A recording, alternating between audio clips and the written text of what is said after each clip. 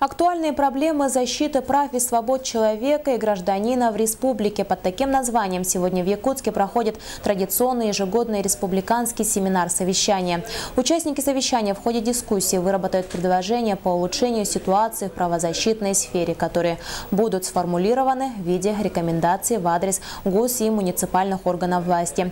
В своем докладе уполномоченный по правам человека в Якутии Алексей Ефимов отметил, что по предварительным данным за 10 месяцев текущего года поступило 1722 обращения от граждан. Больше всего обращаются о нарушениях жилищных прав. Это 25% от общего количества всех жалоб.